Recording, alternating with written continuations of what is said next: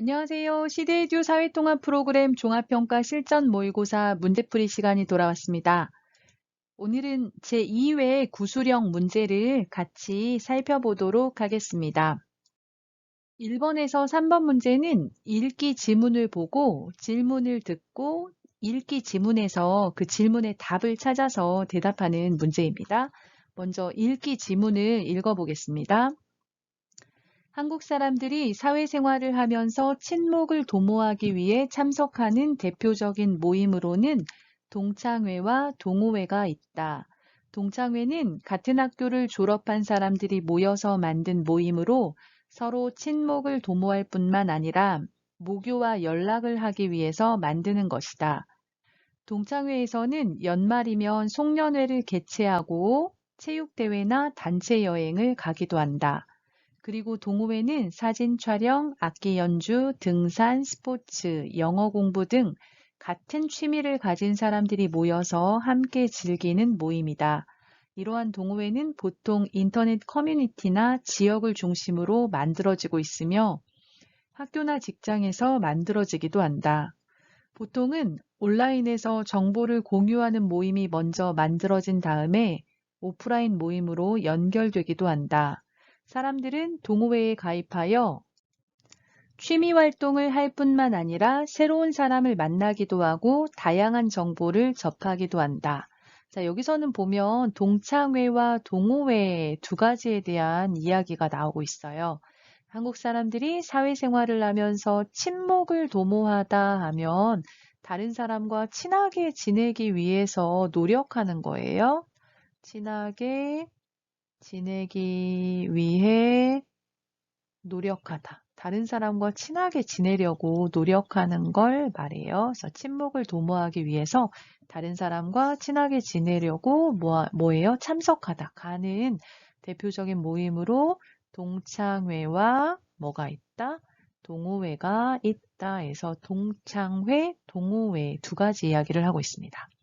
자, 먼저 동창회 이야기를 해요. 동창회는 같은 학교를 졸업한 사람들이 모여서 만든 모임으로 같은 초등학교, 같은 중학교, 같은 고등학교, 같은 대학교, 같은 대학원, 같은 학교를 졸업한 사람들이 모여서 모임을 해요. 그걸 동창회라고 합니다.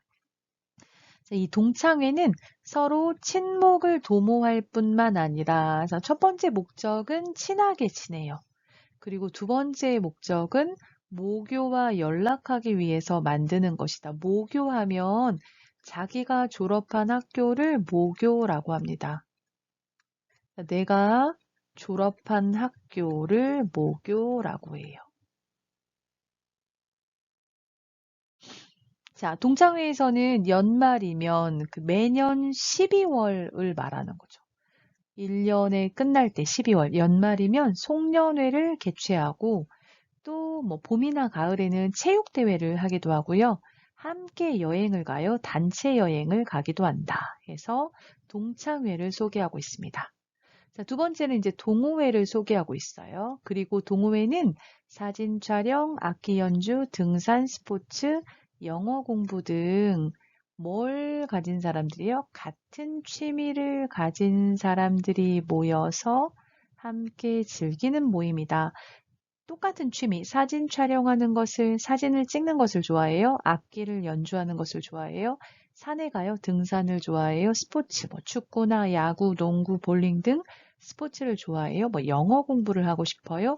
같은 취미를 가진 사람들이 모여서 함께 그 취미 활동을 하는 모임을 말하는 거죠. 이러한 동호회는 보통 인터넷 커뮤니티나 지역을 중심으로 만들어지고 인터넷 카페 이런 곳에서 만들어지고 또는 자기가 살고 있는 지역, 가까워야 자주 만날 수 있기 때문에 지역을 중심으로 만들어지고 또는 학교에서 또는 직장에서, 회사에서 만들어지기도 합니다. 자, 보통은 온라인에서 정보를 공유하는 모임이 먼저 만들어진 다음에 온라인에서 만들어지고 이것이 오프라인 모임으로 다음에 오프라인 모임으로 연결되기도 한다. 온라인에서 만들어졌다가 서로 의견을 주고받다가 이제 실제로 밖에서 직접 만나는 거죠. 오프라인 모임도 만들어진다는 거죠. 자, 사람들은 동호회에 가입하여 취미 활동을 할 뿐만 아니라 취미 활동도 하고 또 뭐 또 해요? 새로운 사람을 만나기도 한다. 새로운 사람을 만날 수 있는 그런 장이 되어주는 거죠. 자, 그리고 또 다양한 정보를 접하기도 한다. 내가 가지고 있는 취미에 대해서 여러 가지 정보를 얻을 수 있는 장소가 그런 모임이 되기도 합니다. 자, 이런 글을 읽고 질문을 듣고 질문에 답을 찾아서 대답을 하는 거예요. 자, 1번. 동창회는 어떤 모임이고 동호회는 어떤 모임입니까? 말했어요. 여기 보시면 정의가 나와 있어요. 자, 동창회는 같은 학교를 졸업한 사람들이 모여서 만든 모임으로 뭐라고 했어요? 서로 친목을 도모할 뿐만 아니라 모교와 연락하기 위해 만드는 것이다. 해서 동창회 설명을 하고 있고요. 자, 동호회는 사진 촬영, 악기 연주, 등산 스포츠, 영어 공부 등 같은 취미를 가진 사람들이 모여서 함께 즐기는 모임이다. 이렇게 말하고 있죠. 그래서 질문에 대한 대답을 읽기 지문에서 찾아서 그 부분을 대답하시면 되겠습니다. 자, 그래서 대답을 해보면요. 동창회는 같은 학교를 졸업한 사람들끼리 친목을 도모하고 모교와 연락을 하기 위해서 만드는 모임이다. 동호회는 사진 촬영, 악기 연주, 등산 스포츠, 영어 공부 등 같은 취미를 가진 사람들이 모여서 함께 즐기는 모임입니다. 이렇게 대답하면 되겠습니다. 자, 2번. 동호회에 가입하면 어떤 점이 좋습니까? 이야기했네요. 자, 동호회 부분을 찾아서 어떤 점이 좋은지 이야기를 하는 거예요.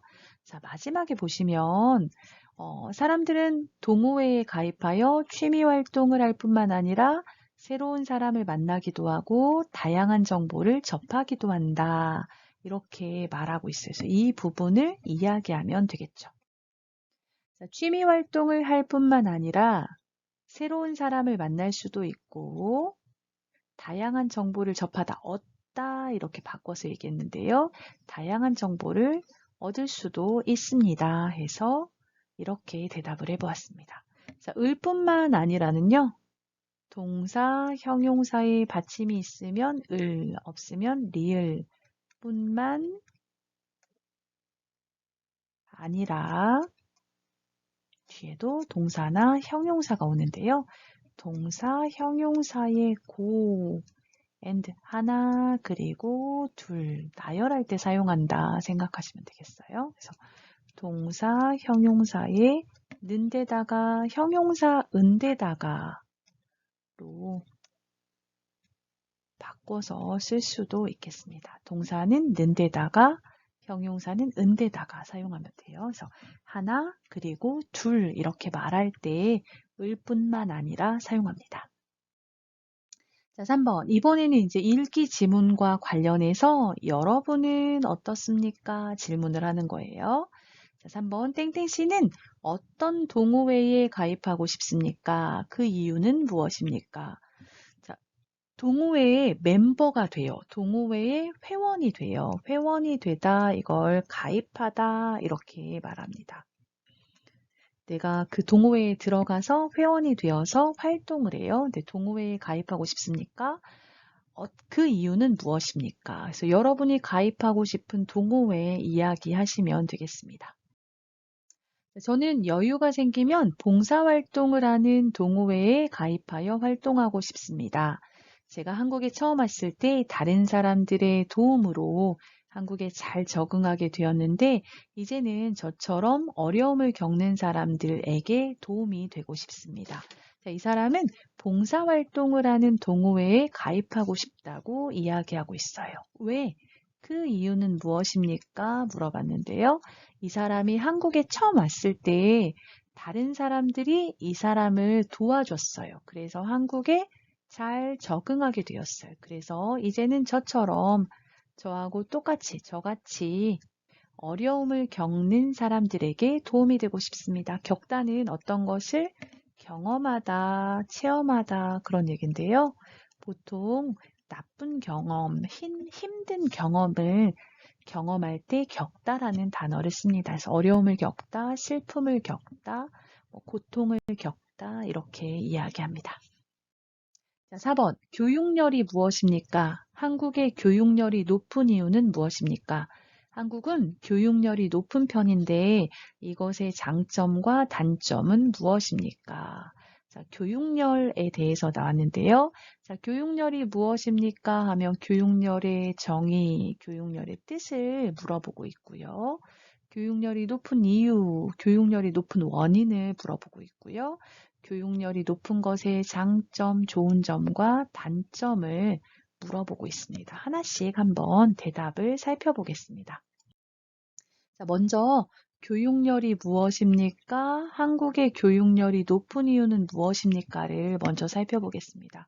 대답이 좀 길어요. 그래서 2페이지로 나누어서 만들어 보았습니다. 자, 교육열이란 한국의 부모들이 자신의 자녀에게 교육을 잘 시키고 싶어 하는 열정을 말합니다. 한국의 높은 교육열은 좋은 대학을 졸업하면 좋은 회사에 취직할 수 있고 좀 더 행복하게 살 수 있다고 생각하는 데서 비롯되었습니다. 왜냐하면 한국에서는 높은 학력이 신분 상승의 한 방법이라고 생각하기 때문입니다. 그래서 첫 번째 교육열이 무엇입니까? 해서 교육열의 정의에 대해서 얘기하고 있어요. 교육열이란 한국의 부모들이 자기 자녀에게 교육을 잘 시키고 싶어 하는 뜨거운 마음, 열정을 말합니다. 정의를 말하고요. 왜 높아요? 높은 이유. 한국의 높은 교육열은 좋은 대학을 졸업하면 좋은 회사에 취직할 수 있고 그러면 좀 더 행복하게 살 수 있다고 생각하는 것에서 비롯되었습니다. 비롯되다는 시작되다, 유래되다 그런 얘기예요. 그래서 시작하다, 시작되다 이렇게 보시면 되겠습니다. 시작되다로 보시면 되겠네요. 자, 왜 이렇게 생각해요? 한국에서는 높은 학력, 좋은 학교를 졸업했어요. 좋은 대학교를 졸업했어요. 그러면 좀 더 돈을 많이 벌고 좀 더 높은 신분 상승의 한 방법이라고 생각하기 때문입니다. 가난하게 살았지만 좋은 대학을 나와서 예를 들어서 의사가 되거나 변호사가 되면 좀 더 돈도 많이 벌고 부자로 살고 또 명예도 가지고 높은 사람들과 함께 교류하면서 살 수 있어요. 그렇기 때문에 신분 상승의 한 가지 방법이 높은 학력, 좋은 학교에 가는 거라고 생각을 했거든요. 그래서 교육열이 높습니다. 다음은 세 번째 질문 볼게요. 한국은 교육열이 높은 편인데 이것의 장점과 단점은 무엇입니까? 장점, 단점 알아야 되겠죠? 장점은 이것의 긍정적인 점, 좋은 점 생각하시면 되겠어요. 좋은 점, 장점. 단점은 나쁜 점, 부정적인 점 이렇게 생각하면 되겠습니다. 자, 한국은 높은 교육열로 인해서 실력이 있는 인재를 많이 키워낼 수 있었고 이는 한국이 자원이 부족한데도 짧은 시간에 빠르게 경제 성장을 이룰 수 있었던 원동력이었습니다. 즉, 교육열 덕분에 한국이 빠르게 발전하게 된 것입니다. 하지만 이러한 교육열 때문에 여러 가지 문제가 생기기도 했습니다. 초등학생부터 고등학생까지 거의 모든 학생들이 학교가 끝난 후에 학원에 다니기 때문에 학부모들은 사교육비에 대한 부담을 느끼게 되고 학생들은 학생들대로 학업 스트레스가 너무 많아진 것도 사실입니다. 자, 첫 번째는 이제 장점을 이야기하고 있어요. 좋은 점. 한국의 높은 교육열로 인해서 어떻다? 실력이 있는 인재를 많이 키워낼 수 있었다. 실력하면 어떤 것을 실제로 할 수 있는 능력을 말하죠. 능력이 있는 인재, 실력이 있는 사람, 능력이 있는 사람을 인재라고 합니다. 그래서 이는 한국이 자원이 부족해요. 한국은 자원은 많지 않아요. 좋은 나무도 없고 어떤 것을 만들 수 있는 재료, 돈이라던가 또는 어떤 걸 만들 수 있는 나무 또는 석유 이런 것들이 없어요. 부족한데도 짧은 시간에 빠르게 경제 성장을 이룰 수 있었던 원동력, 원동력은 힘을 말하는데요. 어떤 움직임을 일으키는 근본적인 힘을 이야기합니다. 힘. 그래서 경제가 빠르게 성장할 수 있는 힘이 뭐였다? 실력이 있는 인재를 많이 키웠기 때문이고, 이 인재는 왜 많이 키워질 수 있었어요? 높은 교육열 때문인 거죠. 그래서 다시 한번 정리를 하고 있어요. 즉, 교육열 덕분에 한국이 빠르게 발전하게 된 것입니다. 높은 교육열 때문에 실력 있는 인재를 키울 수 있었고, 이 실력 있는 인재 때문에 빠르게 경제 성장을 할 수 있었다. 이것이 장점인 거죠. 자, 단점은 하지만 했어요. 그러니까 앞에 뒤에 반대하지만 이러한 교육열 때문에 여러 가지 문제가 생기기도 했습니다. 자, 초등학생부터 고등학생까지, 초등학생, 중학생, 고등학생까지 거의 모든 학생들이 학교가 끝난 후에 학원에 다니고 있어요. 학원에 다니기 때문에 자, 학부모들은 사교육비에 대한 부담, 학원비에 대한 부담이 커졌고요. 학생들은 학생들대로 학업 스트레스, 공부를 잘해야 돼. 좋은 대학에 가야 돼. 학업 스트레스가 많아진 것도 사실입니다. 그래서 뒷부분에는 교육열이 높기 때문에 일어나는 단점에 대해서 이야기하고 있습니다. 자, 이렇게 교육열에 대해서 한번 살펴보시고 준비하시면 대답하실 때 아마 생각이 나실 것 같습니다. 자, 5번. 저출산의 의미를 설명해 보세요. 고령화의 의미를 설명해 보세요. 저출산 고령화의 문제를 해결할 수 있는 방법에는 어떤 것이 있습니까? 여러분, 그 5단계 심화에 보시면 저출산 고령화해서 한국 사회의 변동 나오는데요. 저출산이 무엇인지, 고령화가 무엇인지 의미를 설명하고요. 이 저출산 고령화 문제를 해결할 수 있는 방법, 해결 방안을 물어보고 있습니다. 하나씩 답을 살펴보도록 하겠습니다. 자, 먼저 저출산의 의미를 설명해 보세요. 그리고 고령화의 의미를 설명해 보세요. 문제에 대한 답을 먼저 살펴볼게요. 저출산이란 아이를 적게 낳는 것을 말하는데 한국의 출산율은 2020년을 기준으로 0.83명이라고 합니다. 고령화란 전체 인구 중에 65세 이상 노인 인구가 차지하는 비율이 높아지는 현상을 말합니다. 그런데 한국은 이미 저출산 고령화 사회가 되었습니다. 자, 저출산하면 아이를 적게 낳는 것을 말하는데요. 한국의 출산율이 2020년을 기준으로 해서 0.83명이다 말했는데요. 이걸 합계 출산율이라고 말해요. 합계 출산율은 한국 여성 한 명이 평생 아이를 보통 몇 명 낳는지 그걸 알아볼 수 있는 거예요. 2020년 기준으로는 한국 여성 한 명이 0.83명을 낳는다 이렇게 보고 있는 거죠. 근데 점점점 줄어들고 있어요. 그래서 더 한국의 인구가 줄어들게 될 것이다 생각하는 거죠. 자, 두 번째, 고령화. 고령화란 전체 인구 중에서 65세 이상 노인 인구가 차지하는 비율이 높아지는 현상을 말합니다. 그래서 전체 인구 중에서 65세 이상이 노인 인구가 7% 이상이 되면 고령화 사회라고 해요. 그리고 전체 인구 중에서 65세 이상 노인 인구가 14% 이상 되면 고령사회라고 말하고요. 전체 인구 중에서 65세 이상 노인 인구가 20% 이상이 되면 초고령 사회라고 말합니다. 한국은 2015년 기준으로 2015년 기준으로 해서 이 고령화 현상이 어느 정도 일어났었냐면 13.2 13.1%였었어요. 2015년을 기준으로 해서 13.1%. 그러면 고령화 사회가 이미 되었죠.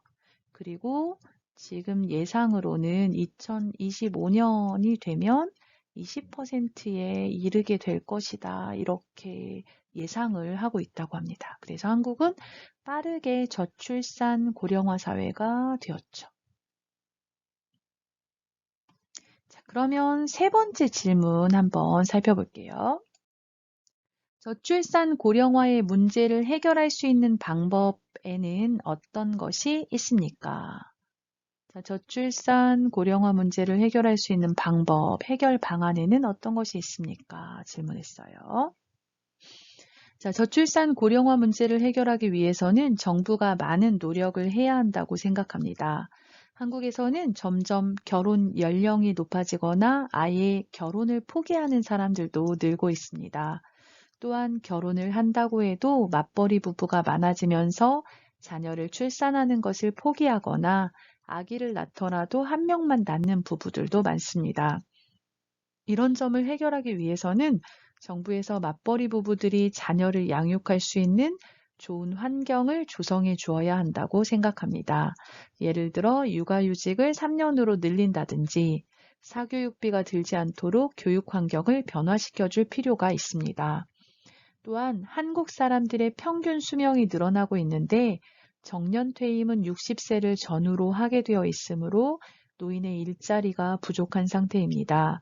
노인들도 일할 수 있는 일자리를 만들어주거나 노인 복지 정책을 늘려야 한다고 생각합니다. 자, 여러분이 생각하는 해결 방법을 이야기하시면 되겠어요. 자, 이 사람은 정부가 많은 노력을 해야 한다 말하고 있어요. 자, 한국 사회에서 보면 결혼하는 연령, 나이가 점점 많아지고 있어요. 결혼하는 나이가 높아지고 있고 또 결혼을 포기하는 사람도 있고 맞벌이 부부가 많아지면서 자녀를 출산하는 것을 포기하거나 또는 한 명만 낳는 부부들이 많아요. 그래서 이런 저출산 문제를 해결하기 위해서 정부에서 맞벌이 부부들이 자녀를 양육할 수 있는 좋은 환경을 조성하다, 이거는 만들어주다 그런 얘기예요. 만들다 해서 조성해 주어야 한다고 생각합니다. 예를 들어서 회사를 쉬고 아이를 키울 수 있는 육아휴직을 3년으로 늘린다든지 가장 또 자녀를 양육하는 데 있어서 가장 신경이 쓰이는 것 중에 하나가 사교육비예요. 학원비 같은 게 너무 많이 들거든요. 그래서 사교육비가 들지 않도록 교육 환경에 변화를 시켜줄 필요가 있습니다. 말했고요.